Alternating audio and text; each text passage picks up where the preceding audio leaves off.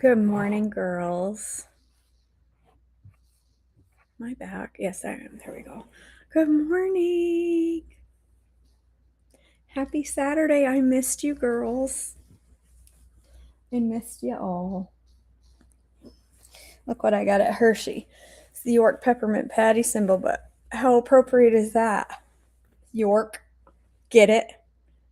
KJ York. I know I probably don't have to mansplain that to you, but isn't that cute? Anyway, I'm not going to eat a York peppermint patty, but I am going to walk around wearing one on my shirt. I hope you all had a nice time with Sweet Cindy Wetzel, especially the reading of Song of Solomon. I now know exactly which week out of every year I need to go on vacation. Clearly, it's the week that has June 5th in it. I know, I didn't forget. I was just being lazy. I was just being lazy. Honestly, I've been sitting here trying to catch up on messages and emails. I have so much to catch up on, and I'm having a hard time getting back into that rhythm of, okay, I need to do this, this, this, and this. I just lazy, kind of slow. Look what I got you guys. Look what my mommy and daddy bought me for my birthday's coming up in a couple weeks, and look what they got me. It's an ember. It's almost dead because I've been sipping my coffee now for 2 hours. But my coffee is a perfect 138 degrees and has been for 2 hours. This thing is fabulous, you guys. Fabulous. Perfectly hot. It's wonderful. Okay, I was going to say worth every penny, but I didn't spend it. Worth every bit of mom and dad's pennies. So thank you, mom and dad, for my birthday gift. I'm so happy with it. I've been wanting one forever, and just couldn't bring myself to spend the money. And then I spent an hour looking at all the different colors trying to decide, and I went with blue because I really want my kitchen to be blue. So I figured if I ever get a blue kitchen, my cup will match it. I love it. I love it so much. All right, and I can control it right on my phone. How cool is that? Oh, look. Cup is empty. So it just shut off. I think there's a tiny little sip left. Empty. When I pour stuff in it, it's dead anyway, it just died. But once it's charged, I pour the coffee in it and it automatically, like the coffee, the espresso and steamed milk go into it at 148 degrees and it immediately starts working to get it to the perfect temperature. I have it set at 138, I think. And it takes it down and gets it at 138 and just holds it there. It's amazing. Anyway. See, AI is running the world. June 6th. June 6th. I got my driver's license 34 years ago today, and I graduated high school 30 years ago today. 30 years. 30 years ago. Holy crap on crackers. 30 years. Oh my word. When I was in high school, graduating, I was so self-conscious in my robe at graduation because I felt like it made me look fat. 30 years ago today, I was stressed out about my weight, thinking I wish I could weigh a certain weight. And it took me 30 years to get there. This is what I want everyone under the age of 20 to know. Don't wait 30 years to get healthy. Don't look back on your high school graduation and say, I should have figured it out sooner. 30 years I've spent trying to lose weight. Or not trying to lose weight, but not loving who I was. And I still struggle with it today. I was just talking about that with somebody this morning. Anyway, all right, let's talk about the Bible, because that's why we're all here, not to listen to me yammer. The futility of wisdom, Ecclesiastes 1:12 through 18. Ooh, Ecclesiastes. This is an exciting book. I, the teacher, was king of Israel, and I lived in Jerusalem. I devoted myself to search for understanding and to explore by wisdom everything being done under heaven. I soon discovered that God has dealt a tragic existence to the human race. I observed everything going on under the sun, and really it is all meaningless, like chasing the wind. I hope you guys are in for some joy filled reading this morning. What is wrong cannot be made right. What is missing cannot be recovered. I said to myself, look, I am wiser than any of the kings who ruled in Jerusalem before me. I have greater wisdom and knowledge than any of them. So I set out to learn everything from wisdom to madness and folly. But I learned firsthand that pursuing all of this is like chasing the wind. The greater my wisdom, the greater my grief. To increase knowledge only increases sorrow. The futility of pleasure, Ecclesiastes 2:1 through 11. I said to myself, come on, let's try pleasure. Let's look for the good things in life. But I found that this too was meaningless. So I said, laughter is silly. What good does it do to seek pleasure? After much thought, I decided to cheer myself with wine. And while still seeking wisdom, I clutched at foolishness. In this way, I tried to experience the only happiness most people find during their brief life in this world. I also tried to find meaning by building huge homes for myself and by planting beautiful vineyards. I made gardens and parks, filling them with all kinds of fruit trees. I built reservoirs to collect the water to irrigate my many flourishing groves. I bought slaves, both men and women, and others were born into my household. I also owned large herds and flocks, more than any of the kings who had lived in Jerusalem before me. I collected great sums of silver and gold, the treasure of the many kings and provinces. I hired wonderful singers, both men and women, and had many beautiful concubines. I had everything a man could desire. So I became greater than all who had lived in Jerusalem before me, and my wisdom never failed me. Anything I wanted, I would take. I denied myself no pleasure. I even found great pleasure in hard work, a reward for all my labors. But as I looked at everything I had worked so hard to accomplish, it was all so meaningless, like chasing the wind. There was nothing really worthwhile anywhere. The wise and the foolish. Ecclesiastes 2:12 through 16. So I decided to compare wisdom with foolishness and madness, for who can do this better than I, the king? I thought wisdom is better than foolishness, just as light is better than darkness. For the wise can see where they are going, but fools walk in the dark. Yet I saw the wise and the foolish share the same fate. Both will die. So I said to myself, since I will end up the same as a fool, what's the value of all my wisdom? This is also meaningless. For the wise and the foolish both die. The wise will not be remembered any longer than the fool. In the days to come, both will be forgotten. The futility of work, Ecclesiastes 2:17 through 26. So I came to hate life because everything done here under the sun is so troubling. Everything is meaningless, like chasing the wind. I came to hate all my hard work here on earth, for I must leave to others everything I have earned. And who can tell where my successors will be wise or foolish? Yet they will control everything I have gained by my skill and hard work under the sun. How meaningless! So I gave up in despair, questioning the value of all my hard work in this world. Some people work wisely with knowledge and skill, then must leave the fruit of their efforts to someone who hasn't worked for it. This, too, is meaningless, a great tragedy. So, what do people get in this life for all their hard work and anxiety?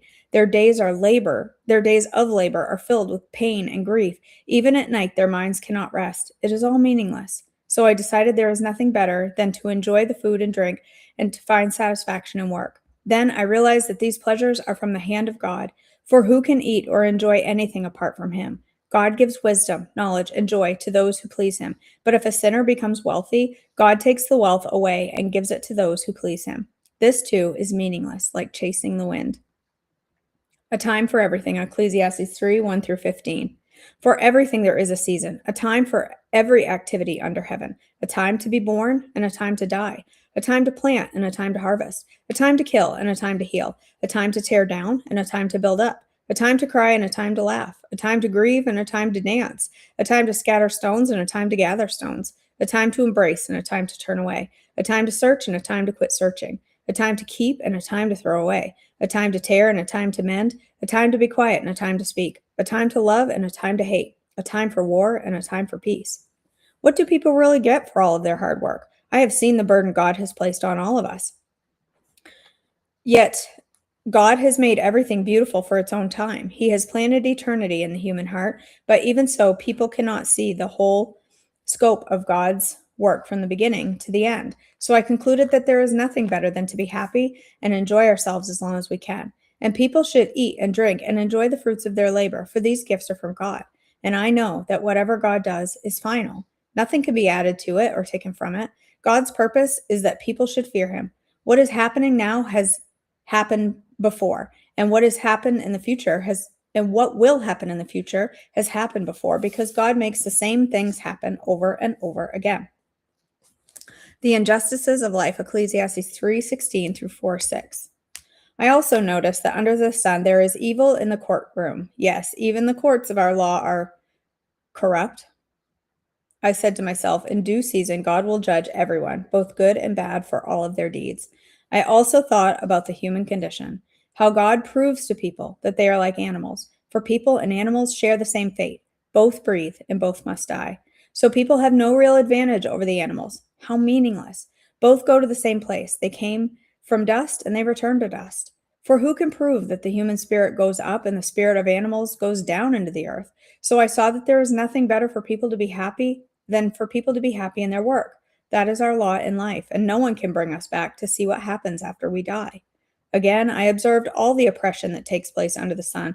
I saw the tears of the oppressed, and no one comforts them. The oppressors have great power, and their victims are helpless. So I concluded that the dead are better off than the living. But most fortunate of all are those who are not yet born, for they have not yet seen all the evil that is done under the sun. Then I observed that most people are motivated to success because they envy their neighbors. But this too is meaningless, like chasing the wind. Fools fold their idle hands, leading them to ruin. And yet, better to have one handful with quietness. Better to have one handful with quietness than two handfuls with hard work and chasing the wind. The advantages of companionship, Ecclesiastes 4:7 through 12. I observed yet another example of something meaningless under the sun. This is a case of a man who This is the case of a man who is all alone, without a child or a brother, yet who works hard to gain as much wealth as he can. But then he asks himself, who am I working for? Why am I giving up so much pleasure now? It is all so meaningless and depressing. Two people are better off than one, for they can help each other succeed. If one person falls, the other can reach out to help. But someone who falls alone is in real trouble. Likewise, two people lying close together can keep each other warm. But how can one be warm alone? A person standing alone can be attacked and defeated, but two can stand back to back and conquer. Three are even better, for a triple braided cord is not easily broken. The futility of political power. Ecclesiastes 4:13 through 16. It is better to be a poor but wise youth than an old and foolish king who refuses all advice. Such a youth could rise from poverty and succeed. He might even become king, though he has been in prison. But then everyone rushes to the side of yet another youth who replaces him. Endless crowds stand around him, but then another generation grows up and rejects him too. So it is all meaningless, like chasing the wind. The importance of fearing God, Ecclesiastes 5:1 through 7. As you enter the house of God, keep your ears open and your mouth shut. It is evil to make mindless offerings to God. Don't make rash promises and don't be hasty in bringing matters before God. After all, God is in heaven and you are here on earth, so let your words be few. Too much activity gives you restless dreams. Too many words make you a fool. When you make a promise to God, don't delay in the following through, for God takes no pleasure in fools. Keep all the promises you make to him. It is better to say nothing than to make a promise and not keep it. Don't let your mouth make you sin, and don't defend yourself by telling the temple messenger that the promise you made was a mistake. That would make God angry, and he might wipe out everything you have achieved. Talk is cheap, like daydreams and other useless activities. Fear God instead. The futility of wealth, Ecclesiastes 5:8 through 6:9. Don't be surprised if you see a poor person being oppressed by the powerful, and if justice is being miscarried throughout the land. For every official is under the order from higher up, and matters of justice get lost in red tape and bureaucracy. Even the king milks the land for his own profit. Those who love money will never have enough. How meaningless to think that wealth brings true happiness. The more you have, the more people come to help you spend it. So, what good is wealth except perhaps to watch it slip through your fingers? People who work hard sleep well, whether they eat little or much, but the rich seldom get a good night's sleep. There is another serious problem I have seen under the sun. Hoarding riches harms the saver. Money is put into risky investments that turn sour and everything is lost. In the end, there is nothing left to pass on to one's children. We all come to the end of our lives as naked and empty handed as on the day we were born. We can't take our riches with us. And this, too, is a very serious problem. People leave this world no better off than when they came. All their hard work is for nothing, like working for the wind. Throughout their lives, they live under a cloud, frustrated, discouraged, and angry. Even so, I have noticed one thing, at least, that is good. It is good for people to eat, drink, and enjoy their work under the sun during this short life God has given them and to accept their lot in life. And it is a good thing to receive wealth from God and the good health to enjoy it, to enjoy your work and to accept your lot in life. This is indeed a gift from God. God keeps such people so busy enjoying life that they take no time to brood over the past. There is another serious tragedy I've seen under the sun, and it weighs heavily on humanity. God gives some people great wealth and honor and everything they could ever want, but then He doesn't give them the chance to enjoy these things. They die, and someone else, even a stranger, ends up enjoying their wealth. This is meaningless, a sickening tragedy. A man might have 100 children and live to be very old, but if he finds no satisfaction in life, doesn't even get a decent burial, it would have been better for him to be born dead. His birth would have been meaningless, and it would have ended in darkness. He wouldn't even have had a name, and he would never have seen the sun or known of its existence. Yet he would have had more peace than in growing up to be an unhappy man. He might live 1,000 years twice over, but still not find contentment. And since he must die like everyone else, well, what's the use? All people spend their lives scratching for food, but they never seem to have enough. So, are wise people really better off than fools? Do poor people gain anything by being wise and knowing how to act in front of others? Enjoy what you have rather than desiring what you don't have. Just dreaming about nice things is meaningless, like chasing the wind. The future, determined and unknown. Ecclesiastes 6:10-12. Everything has already been decided. It was known long ago what each person would be, so there's no use arguing with God about your destiny. The more words you speak, the less they mean. So what good are they? In a few days of our meaningless lives, who knows how our days can be best spent? Our lives are like a shadow. Who can tell what will happen on this earth after we are gone? Just a Saturday morning, words of joy. It's the most depressing book in the Bible. Good words, but obviously the man was in a bit of a funk. Yep. All right, well, I guess that's it. Thank you, Wetzel, for covering for me. I'm so grateful for you in my life. And yeah, the Song of Solomon Day was hands down my favorite day of devotions ever. And just, I have never laughed so hard watching someone read the Bible in my entire life. And it was fabulous. It was fabulous. It brought me so much joy. So much joy. The romantic music in the background had me rolling. All right, girls. Well, let's go ahead and end in prayer.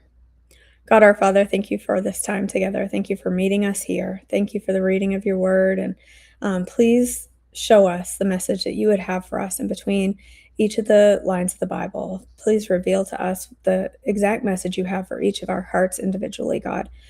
I thank you for this time off this week, this time of refreshment, and ask that you would just bless that break for my whole family. And now as I continue to move forward and get back to work, I just pray for your blessings on this business and my work, that I will just help me to get done everything I need to get done. And just thank you for being the CEO of my business. Thank you for leading this business and blessing this business. God, I thank you for each woman here. I just praise you and thank you for each of their lives. I ask for your blessings and provision for each one of them today.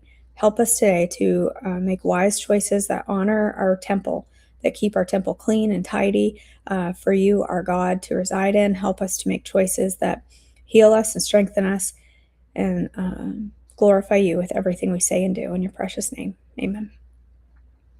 All right, girls. Well, thank you for being here. I love you all, and I'll see you back for devotions tomorrow much earlier because I have to go to church tomorrow, and I won't be quite so lazy laying around sipping my coffee for 2 hours. All right. Love you guys. See you soon.